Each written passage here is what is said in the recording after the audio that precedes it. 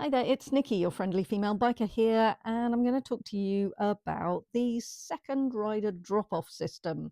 I had a couple of people ask about this recently. We were talking about group rides. If you are new to group rides, then the best thing you can do is ask whoever is running the ride what the etiquette is, what the expectations are for that particular group, for that particular ride, because all group rides will be different. The bigger the group, the more important it is that everybody knows what is expected of them on the day.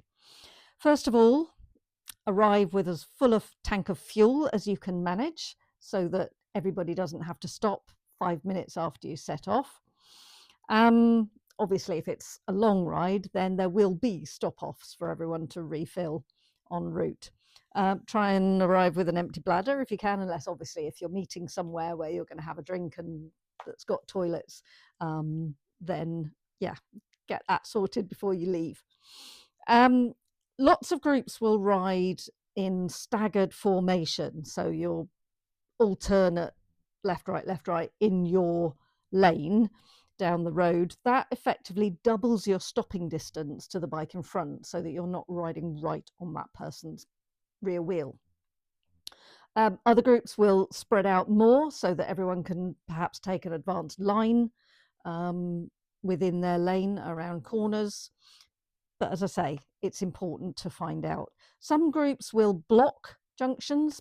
That happens often if you're accompanying a funeral procession, for example. But a system that I really like is the second rider drop-off system, because it allows people to ride at their own pace. It can accommodate smaller bikes and bigger bikes, confident riders, less confident riders, all together without losing each other, and without anybody getting frustrated. So the system works like this. You have a lead rider. They remain the lead rider throughout the trip. You have a tail end Charlie. They will stay at the back of the group throughout the trip. The tail end Charlie needs to be clearly visible, either wearing a high vis if no one else is, or a different color, maybe a pink tabard, to make sure that everybody knows what the tail end Charlie looks like. The lead rider will continue straight on, straight on, straight on. If you don't see anybody at a junction, then go straight on. Anytime the lead rider makes a turn or goes through a junction where it's not really clear which way to go, he or she will ask the second rider to stop and mark that junction. Now, that person needs to find somewhere where they will be clearly visible to all the riders coming behind them, but in a safe space. They mustn't put themselves where they are in danger, obviously.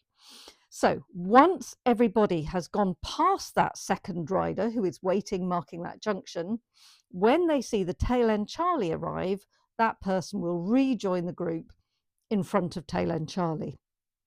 Now, it could be that everybody stays in the same formation and gradually everybody rotates and has a go at being tail end Charlie.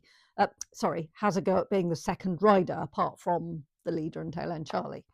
But if you've got people who aren't confident with doing that, they're not sure where to put themselves to be visible and be safe, then you can have your confident, competent, faster riders doing that job on a loop. If you've got 2 or 3 people who can then overtake the rest of the group, they have fun overtaking people, working their way back up to the front of the ride so that they then mark the next junction. It's a brilliant system. It works best when everyone at least has a vague understanding of what they're doing. So if you are going to use it, make sure that everybody really understands how it works. Have your less confident riders mid-pack so that they never find themselves having to be the one to mark a junction. And the tail end Charlie should be somebody also very confident that can scoop up your slower riders and go chasing after anyone that maybe misses a junction. But yeah, if you're somewhere visible, then that shouldn't happen. I hope that makes sense. Ask if you've got any questions, and please also drop any other useful hints for people who are new to riding in groups, things that would be helpful. Thanks for listening.